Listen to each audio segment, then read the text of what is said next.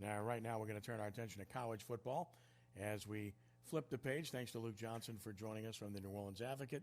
Later on, the Pelicans. But now college football, and it's great to welcome a good and great friend, the gentleman who was a high school All-American at West Jefferson High School, of course, an outstanding player at LSU, part of a national championship team, then modeled, I don't know, probably about 200 pro uniforms. No, I'm exaggerating. But he, of course, did a good job playing arena football for the New Orleans version of the Voodoo as well. It's good to have the big fave, Mark Favorite, with us. Marlon, how are you? All is well, Mr. Ken. Thank you so much for having me on the show today. Oh, man, that was a nice little memory jog there. Thinking about those New Orleans Voodoo days was a pretty good time at sometimes. Hello, somebody.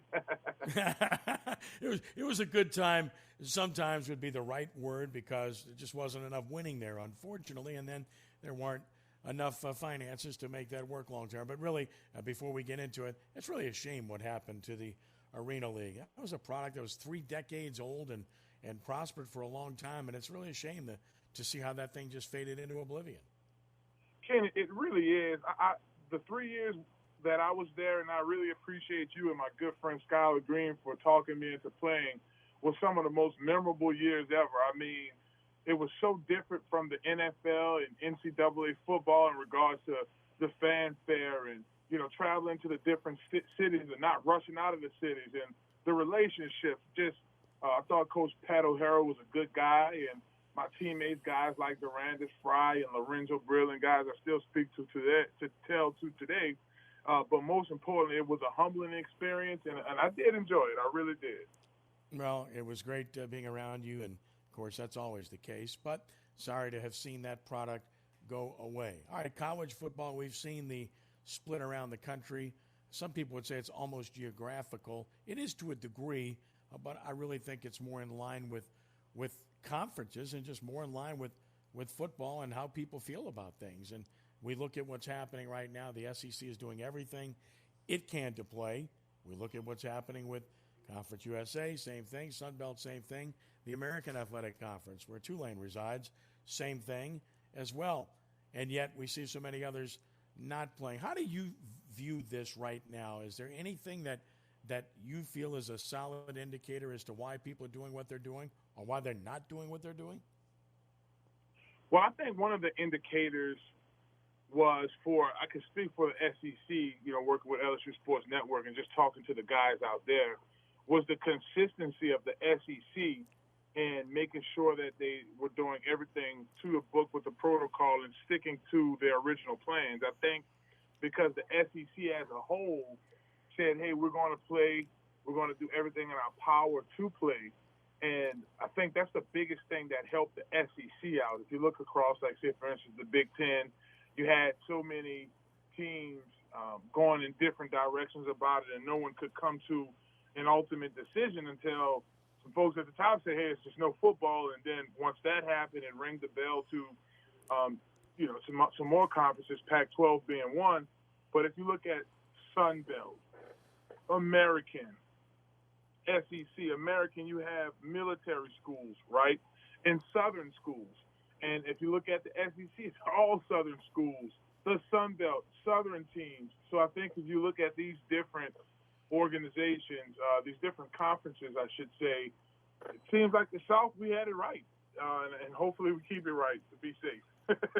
Yeah, I hear you. ACC, of course, part of that. So, again, all those entities are planning to play, and we surely hope that they have the opportunity. Are you as frustrated as me and bemused as I am about how people are so passionate one way or the other that they dislike you if you feel that you want them to play, then there's something wrong with you and they dislike you, or if you feel like, the other way around, they dislike you. I don't understand that. There's no right or wrong in this. What's right is to do everything you can do to try to play.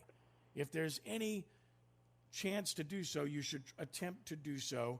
Safety first, obviously, but try to play. Why anybody would be critical of that, I just don't understand, because at the end of the day, if it's not safe enough, you simply don't play. But you give it every chance, don't you? you give it every chance you possibly can. If there's an opportunity to play, let's play. Right now, here locally in Louisiana with the high school kids, my son's a junior now at DeLaSalle, and right, he's been working his butt off the whole summer. But the same thing goes for them. If the kids can play, let them play. I thought that Coach Ryman Nally did an excellent job, him and his staff, over the summer, just keeping the kids in order and keeping those groups together. We, thank the Lord, didn't have any issues at home. And this is a house where my mom comes in and out of. We have an infant, Tyler's son. He's 17 months now, and a little tight in Dallas. So we're just thankful that the communication is there, and we're making sure that we're following the distancing rules and the mask rules as much as possible. So it's a hurry up and wait game. I tell you one thing. Marlon Favorite with us. Now we turn our attention to the teams themselves. LSU, we know their running backs will be good. We know their wide receivers will be outstanding. We know there are at least a couple of good to very good offensive linemen. The rest of the offensive line I'll ask you about. And then, of course, with regard to the quarterback position, no one, and I mean no one, expects Miles Brennan to be Joe Burrow, who will be. No one will be. But Miles Brennan, can he be a good SEC quarterback in your mind? And what about the offensive line? I think he can be a really good quarterback. If you look at Miles Brennan as a whole, you have a kid who has been on ice for 3 years. I mean, literally having the feeling for Danny Edelin sometimes, sitting behind Joe Burrow for 2 years. That's soaking up a lot of knowledge. I mean, just speaking from experience, my time at LSU, my third year was when I really saw action. I remember being a freshman under Nick Saban, having the red shirt, and then turning right back around and playing in, 4 games as a sophomore, redshirt freshman for Coach Miles. And then that next year, at that point, much more developed. So I look at a word like develop for a guy like Miles Brennan. Obviously have some skills, have some trust in the coaches and the players. And as far as his offensive line goes, I forget the kid name from Harvard University, but I've been hearing so much good stuff about the center. I thought he's been doing an excellent job from what I'm hearing. And you have guys like Austin Deculus, who's returning off of that starting team, who's won an offensive lineman award a year ago. So I think that bunch is okay. And Miles Brennan, it's his job to lose basically. But I think the word is developed, and he's that now. Yeah, Liam Shanahan, of course, the Harvard transfer, and then you got Rosenthal also. So, again, I think this offensive line will be fine. Last year was voted the best in the country overall, even though there weren't great players. They were just good players across the board. Flipping it to the defensive side, a couple of guys opting out, Gary Vincent, Neil Farrell, another defensive player that's not going to play. And yet it still looks like a good defense. They're stout up front on the defensive line. They're still very good in the secondary. If there's any question, is it linebacker in your mind? I think that's where they're missing the most leadership at. You know, you lose a guy like Divinity. You lose a guy like Patrick Queen. So it's going to be super important for that group to step up. But you also have to look at the change in defense. Now that you're under Bo Pelini, he's in his second stint at LSU.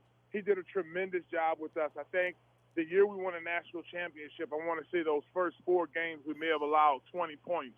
So coming off of a year where we had a fantastic year, probably the best college year ever, but we did allow a lot of points on defense. So I think now that we have Coach Bo Pelini back, his philosophy is going to eliminate a lot of that. Not taking anything from Coach Aranda. I thought he did an excellent job too. But it was more favorable for the linebackers, and it exposed us in some areas, which was a reason a lot of yards was racked up all against us, against Ole Miss, and a couple teams were able to score some points with us because that was an area I thought we needed to improve in last year. Well, that was what I was going to ask you next, is about Bo Pelini, because you know him, obviously, from his time at LSU previously, and of course the other significant hire being Scott Linehan on the offensive side.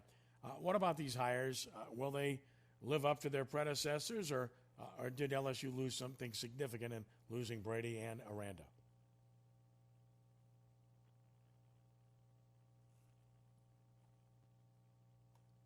You with me? Yeah, go ahead, Marlon. I think I can really start with Coach Bo Pelini since I'm more familiar with Coach Pelini. I think when you look at what he did for us, and I think that's the area you're really going to see an improvement in as well is the defensive line. In a Dave Aranda's defense, you didn't get a lot of pass rush from the guys up front. It was a 3-4 defense, so the guys up front just hold the guards up and convert late.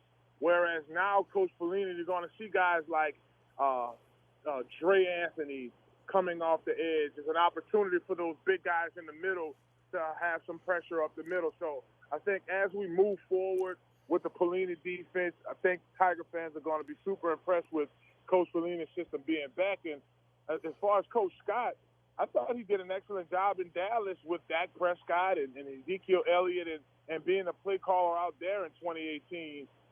He really covered up a lot for Coach Jason Garrett in regards to some holes that was in that offense. And if you look at the success of Dak Prescott and Ezekiel Elliott, he did an amazing job with the Cowboys. So that'll only make our offense much better. Oh, Mr. Ken, I want to tell you, too, Coach Carter was on the Saints staff for, 12, 13 years? He is over there as an analyst, so I don't want to sleep on that as well. No, and Kevin Falk stepping up to be on this staff now, too, and great to see Kevin having that opportunity. About a minute or two left with Marlon Favorite. You're so busy with the LSU games and the LSU Sports Network, you don't really get to see Tulane much, but Willie Fritz has done an outstanding job at Tulane. I mean, he's just getting better players. They're disciplined. They're well coached. They've had 2 straight winning seasons, 2 straight bowl wins, and it's really all about the fact that they're just recruiting better players, and they've got a good coaching staff. I know you don't get to see them much, but from afar, you have to respect what they've done at Tulane. They have done an amazing job. I actually had on a Tulane shirt the other day. One of our players that we train with Conquer Sports Pros, Adonis Furlow, is a freshman that they brought in, defensive tackle, had 23 sacks last year for Hornville. He's been doing an excellent job training with me over the past 3 years. He's going to come in and act a fool. And you said it, Mr. Ken. What Coach Willie Fritz and his staff was able to do in the recruiting department hasn't been nothing less of amazing. Bringing in top prospects. Each year you're seeing a Tulane player get drafted or going undrafted as a free agent. You look across guys like Terry Nickerson, Charles Jones, just to name a few guys that's in the NFL and having a successful career. So Tulane, I love it, baby. Let's continue to make noise in that American Conference, a good recruiting class, as we just mentioned, that's coming in. So I'm excited about the Green Wave, baby. I represent Tulane. I got my Tulane shirt over here. There you go. Hello, somebody. Atta boy. Way to go. You can follow him on Twitter at BigFave504. That's Big FAV 504. Make sure you do. You'll be hearing from him in the near future quite a bit here, and we look forward to that. Marlon, listen, a distinct pleasure as always. Let you get back to enjoying your time on a Friday night, and God bless you and your family. We'll talk again very soon. Talk soon. You have a blessed evening, and thank you so much for having me. All right, Marlon, thank you. That's Marlon Favorite